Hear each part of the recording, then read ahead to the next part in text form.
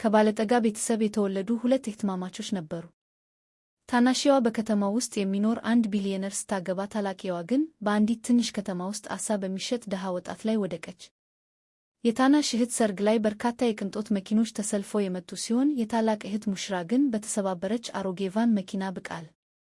ታናሽ እህት ራሷን መቆጣጠር አቅቷት እህቷን ማሾፍ ጀመረች። የሰርግሽ ቀን ሆኖ ያገኘሽው ይህችን ቆሻሻ ቫን ብቻ ነው? ኡፍ! ምንድነው ይህ ሽታ? የዓሣ ሽታ ይሸታል። በቃ ሂጂ ከዚያ የዓሣ ሽታ ከሚሸተው ሰዎች ጋር ጥፊ። ታላቅ እህት የምትመልሰው ስላልነበራት በዝምታ ወደ ቫን መኪና ውስጥ ገባች። ነገር ግን የሁለቱም ሕይወት ሙሉ በሙሉ ሊገለበጥ እንደሆነ ያኔ ማንም ያውቅ አልነበረም። ታላቅ እህት ወደ አዲሱ የአማቶቿ ቤት ስትደርስ አማቷ በሮልስ ሮይስ መኪና ጣሪያ ላይ የጨው ዓሣ እያደረቀች እንደሆነ ተመለከተች። በመቀጠልም በራት ሰዓት የምግብ መመገቢያ እንጨቶቹ ከንጹህ ብር የተሰሩ መሆናቸውን እና ጠረጴዛው ላይ የወፍ ጎጆ ሾርባ፣ የፒች ሙጫና የንጉሥ ክራብ ተከምረው አየች። አንድ የዓሣ ቁራጭ አፏ ውስጥ ስታደርግ በሚያስደንቅ ጣዕም ኩ አለች። በሐቅ ለመናገር በማንኛውም የሚሼሊን ኮከብ ሬስቶራንት በልታው ከምታውቀው በላይ እጅግ ጣፋጭ ነበር። አማቷ ግን ኦፍ ተይ እንጂ አጋነንሽው እኮ፣ ይህ እዚህ አካባቢ ያለ የተለመደ የቤት ውስጥ ምግብ ነው አለቻት። ዙሪያውን ይበልጥ በተመለከተች ቁጥር የሆነ ነገር እንግዳ መሆኑ ተሰማት። አዲሱ ባለቤቷ ሙሉ በሙሉ ሌላ ሕይወት ደብቆ እንደሆነ በቁም ነገር ማሰብ ጀመረች። ይህንን ሐሳብ እያሰላሰለች ሳለ ባለቤቷ ወደ ውስጥ ገብቶ ወዲያውኑ በዕቃ የተሞላ ትልቅ ቀይ ኤንቨሎፕ አውጥቶ እንደ ሰርግ ስጦታ ሰጣት። ከረጢቱ በዓሣ ቅርፊት ተሸፍኖና የባህር ሽታ ስለሚሸተው ለመቀበል ትንሽ ቅር ተሰኝታ ነበር። ነገር ግን ለማንኛውም አግብተዋለች። የዓሣ እንቁላል እንኳ ቢሆንበት ፈገግ ብላ አመሰግናለሁ ማለት አለባት ብላ አሰበች። ከፈተችውና ደነገጠች። በውስጡ የሚያብረቀርቁ የወርቅ አምባሮች ክምር ነበረ። መላው ከረጢት በንጹሕ ወርቅ የተሞላ ነበር። ባለቤቷ የደነገጠች መስሎት ይህ በጣም መናኛ ነው፣ ሌላ ነገር ላምጣ አላት። አማቷ የልጇን ምላሽ አይታ ስጦታውን ያልወደደችው መስሏት ጣልቃ በመግባት ልካ ምንም አይነት የስሜት ብልህነት እንደሌለው እና ሴቶች ምን እንደሚወዱ እንደማያውቅ ተናገረች። ከዚያም ወደ እሱ ዞር ብላ ትወቅሰው ጀመር። አንተ ማስተዋል የሌለህ ልጅ፣ ስንት ጊዜ ነው ርካሽ ነገር አታምጣ ያልኩህና አሁን ይህንን ይዘህ መጣ? ቆይ ንጹሕ የወርቅ አምባሮችን ርካሽ ነው የምትለው? ከዚያም ባለቤቷ ከኪሱ ውስጥ ያማረ ትንሽ የስጦታ ሳጥን አወጣ። ከፈተችውና አፎ ተከፍቶ ቀረ። በሳጥኑ ውስጥ ግዙፍ አልማዞች ተሞልተው ነበር። አልማዝ ትወጃለሽ ወይስ? ያን ያህል አይደለም አላት። አማቷ አሁንም በድንጋጤ ውስጥ መሆኗን አይታ አልማዞቹን አልወደደቻቸውም ብላ በማሰብ በፍጥነት ይቅርታ ጠየቀች። እነሱ ፍቅርን ብዙም የማይረዱ ተራ የገጠር ሰዎች መሆናቸውን ገልጻ እንዳትፈርጅባቸው ተማሰነች። እሷም በአእምሮዋ ይህንን ነው ትሁት ሁኔታ የምትሉት? ቆይ እናንተ በትክክል ዓሣ ሻጮች ናችሁ አለች።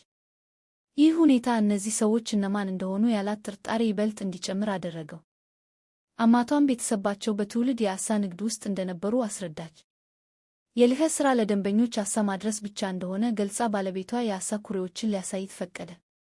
እዚያ ሲደርሱ እሷ ስለ ዓለም ያላት አመለካከት ሙሉ በሙሉ ተሰባበረ። ማለቂያ የሌላቸው ግዙፍ ኩሬዎች ዓይን እስከሚያይ ድረስ ተዘርግተው ነበር። ይህ ሁሉ የቤተሰባቸው የሥራ አካል ነበር። እዚያ ማዶ ያለው የዓሣማ እርባታ ነው። ከዚያ ተራራ ባሻገር ደግሞ ከብቶችንና በጎችን የምናረባበት ቦታ ነው። ይህ ሁሉ ደግሞ የዓሣ እርባታው ነው። ኦሂ ደግሞ አላት። ቀድሞውኑ ክቡላ ሳለ ባለቤቷ የባንክ ካርድ እጄ ላይ አስቀምጦ ለኪስ ማውጫ ብቻ የሚሆን ጥቂት 100 ሚሊዮን ብቻ እንዳለው ነገራት። ጥቂት 100 ሚሊዮን ስትል ጠየቀች። አዎ ለኪስ ማውጫ ትንሽ አነስተኛ እንደሆነ አውቃለሁ። ነገር ግን አንቺ ሚስቴ ነሽ።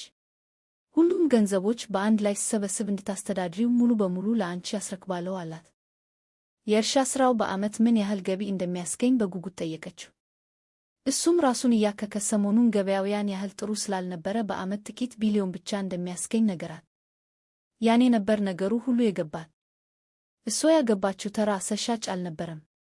ሳታስበው በሕይወት ካሉት እጅግ ባለጸጋ ሰዎች መካከል አንዱን አግብታ ነበር። ይህ በእንዲህ እንዳለ ታናሽ እህት ያን ያህል ዕድለኛ አልነበረችም። የተመኘችውን ባለጸጋ ቤተሰብ ብታገኝም በዚያ ግዙፍ መኖሪያ ቤት ውስጥ ያለው ሕይወት ግን ንጹሕ ስቃይ ነበር። በየቀኑ እንደ አገልጋይ ትታይ ነበር። በቤተሰቡ ውስጥ ማንም ሰው መጥፎ ስሜት ውስጥ ሲሆን መከራውን የምትቀበለው እሷ ነበረች። እንዲያውም በመስመር ካልሄደች የቤተሰቧ የፖለቲካ ትስስር እንዲያበቃለት እንደሚያደርጉ ያስፈራሯት ነበር።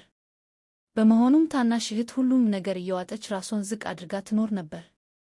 በሌላ በኩል ታላቅ እህት ምንም እንኳ እጅግ ግዙፍ ሀብት ላይ ብትቀመጥም አሁንም በየቀኑ ምግብ የማድረስ ሥራዋን ትሠራ ነበር። አንድ ቀን ባለቤቷ ወደ አንድ ከፍተኛ ግብዣ እንድትመጣ ደወለላት። እሷም ቀጥታ ከስራዋ ስለመጣች ልብሷን ለመቀየር እንኳ ጊዜ አልነበራትም። ለምን እንደጋበዛት ገና እያሰበች ሳለ ቀና ስትል ታናሽ እህቷን ማዶ ተመለከተች። ደንግጣ የምትደበቅበት ቦታ ለመፈለግ ብትሞክርም እህቷ ግን ቀድማ አየቻትና ለሁሉም ሰው እሷ የቤቱ አገልጋይ እንደሆነች አድርጋ ተናገረች። ከዚያም የወይን ብርጭቆውን ከእጇ ላይ ቀምታ ፊቷ ላይ ረጨችባት። ታላቅ እህት እኔ እዚህ ዝም ብዬ ነው የቆምኩት፣ ምንድነው ችግርሽ አለች። ታናሽ እህት በጥላቻ ፈገግ ብላ እዚህ ያለው ሰው ሁሉ ከፍተኛ የንግድ ሰው እንደሆነ እና አሳ ከሚሸጥ ሰው ጋር ያገባች ሴት በዚህ ዝግጅት ላይ ምንም አይነት ቦታ እንደሌላት ለአዳራሹ አወጀች።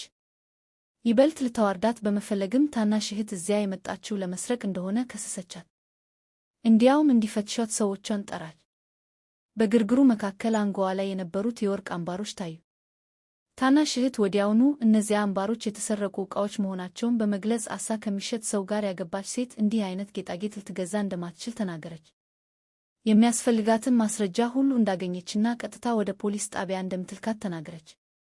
ለመላቀቅ እየታገለች ሳለ የአልማዝ ሐብሏ ተበጥሶ መሬት ላይ ወደቀ።